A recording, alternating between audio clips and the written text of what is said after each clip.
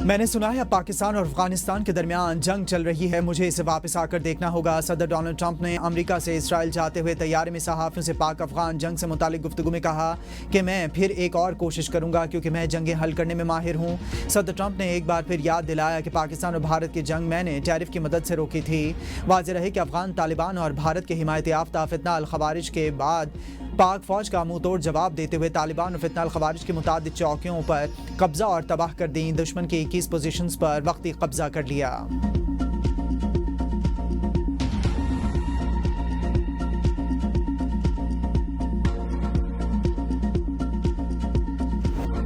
پاکستان کا افغان بارڈر پر جارحیت کا منہ توڑ جواب، 200 سے زائد طالبان اور دہشت گرد ہلاک، متعدد زخمی۔ فائرنگ کے تبادلے میں وطن کے 23 سپوت شہید، 29 زخمی۔ ISPR کے مطابق 11 اور 12 اکتوبر کی رات پاک افغان سرحد کے ساتھ پاکستان پر بلا اشتعال حملہ کیا گیا۔ فائرنگ اور چھاپوں کا مقصد دہشت گردی کی سہولت کاری کے لیے سرحدی علاقوں کو غیر مستحکم کرنا تھا۔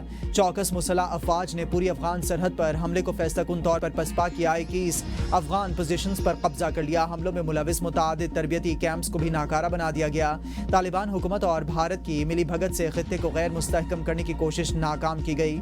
طالبان حکومت اپنی سرزمین سے دہشت گرد تنظیموں کو ختم کرے ورنہ پاکستان کارروائیاں جاری رکھے گا۔ پاکستان خطے میں امن کا خواہاں ہے مگر دہشت گردی برداشت نہیں کرے گا۔ طالبان حکومت دہشت گردوں کی سرپرستی سے باز آئے، پاکستان اپنے عوام کے تحفظ کے لیے ہر قدم اٹھائے گا۔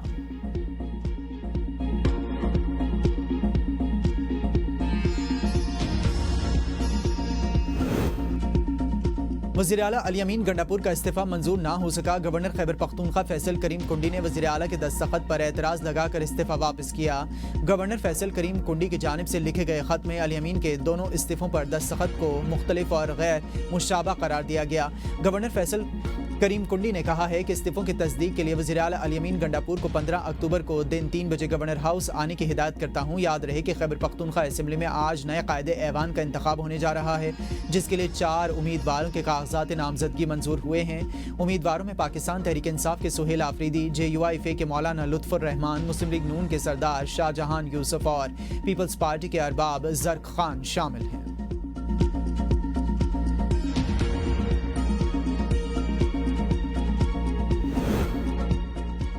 گورنر خیبر پختونخوا فیصل کریم کنڈی کی جانب سے استعفوں پر اعتراض پر وزیراعلیٰ علی امین گنڈاپور کا رد عمل، کہا میں نے اپنے دونوں استعفے 8 اور 11 اکتوبر کو اپنے مستند دستخط کے ساتھ جمع کروائے تھے۔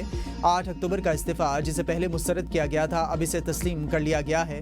علی امین نے سوشل میڈیا پر گورنر کی پوسٹ پر جواب دیتے ہوئے دونوں استعفوں کی کاپی بھی شیئر کی۔ PTI قانونی ٹیم کے رکن نعیم حیدر پنچوتا نے کہا ہے کہ آئین نے گورنر کو اعتراض لگانے پر استعفیٰ مسترد کرنے کا اختیار ہی نہیں دیا۔ گورنر نے آئین کی کسی شق کا حوالہ نہیں دیا۔ گورنر نے واردات ڈالنے کی کوشش کی اور ہم اسے مسترد کرتے ہیں۔ نعیم حیدر پنچوتا کا کہنا تھا کہ علی امین نے تحریری استعفیٰ دیا اور ویڈیو پیغام بھی موجود ہے۔ دستخط پر اعتراض تب ہوتا ہے جب کوئی شخص موجود نہ ہو۔ آج الیکشن ہوگا اور وزیراعلیٰ سہیل آفریدی ہوں گے۔ خیبر پختونخوا کا نیا وزیراعلیٰ کون، فیصلہ آج۔ 4 امیدوار مد مقابل، میدان سج گیا۔ اپوزیشن کی حکومت کو ٹف ٹائم دینے کی تیاری جوڑ توڑ شروع۔ وزیراعلیٰ کے حکومتی امیدوار سہیل آفریدی کے کاغذات نامزدگی منظور، اپوزیشن امیدواروں کے بھی کاغذات نامزدگی منظور کر لیے گئے۔ PTI کے سہیل آفریدی کا مقابلہ JUI کے مولانا لطف الرحمان، پیپلز پارٹی کے ارباب زرق اور نواز لیگ کے سردار شاہ جہان سے ہوگا۔ خیبر پختونخوا اسمبلی کا اجلاس آج صبح 10 بجے طلب، نئے وزیراعلیٰ کے انتخاب کے لیے ووٹنگ ہوگی۔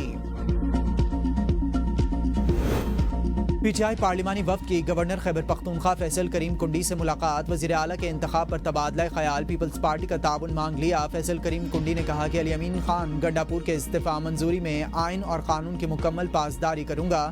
پیپلز پارٹی جمہوری روایات کی مضبوطی کی علمبردار ہے، پائیدار امن، عوام کی سہولیات اب فراہمی کے لیے مل کر کردار ادا کرنا ہوگا۔ اپوزیشن جماعتوں سے مشاورت سے ترقی کے لیے آگے بڑھا جا سکتا ہے۔ وفد میں اسد قیصر، عاطف خان، علی اصغر جدون، جنید اکبر اور ڈاکٹر امجد خان شامل تھے۔ ملاقات میں پیپلز پارٹی کے صوبائی صدر محمد علی شاہ باچا بھی شریک تھے۔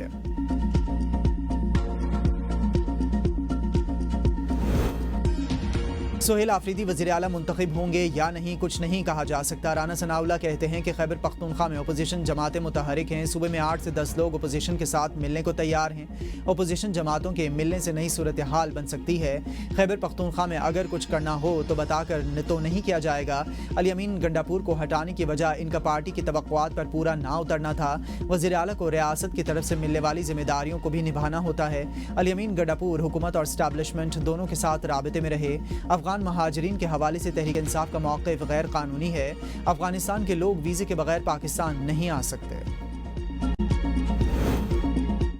خیبر پختونخوا کے نامزد وزیر اعلیٰ سہیل آفریدی نے کہا ہے کہ وزیر اعلیٰ کا انتخاب آئین کے مطابق ہو رہا ہے، مداخلت نہیں ہونی چاہیے۔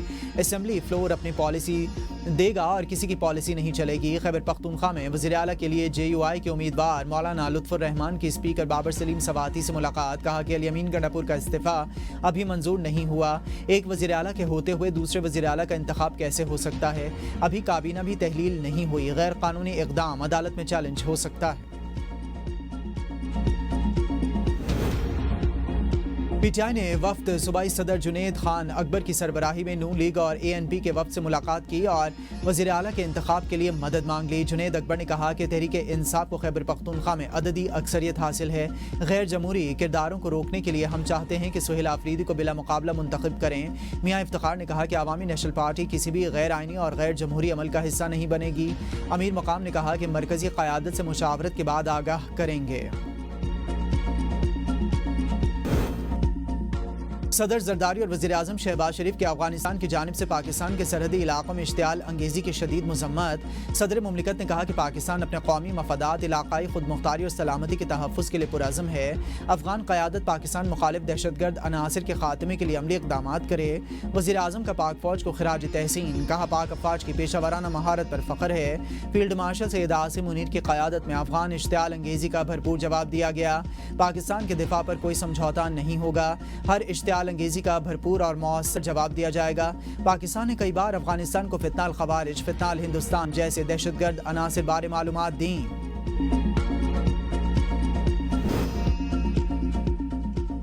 افغان فورسز کی جانب سے بلا اشتعال جارحیت علاقائی امن و استحکام کے لیے سنگین خطرہ۔ افغان حکام علاقائی امن کے مفاد میں تحمل اور ذمہ داری کا مظاہرہ کریں۔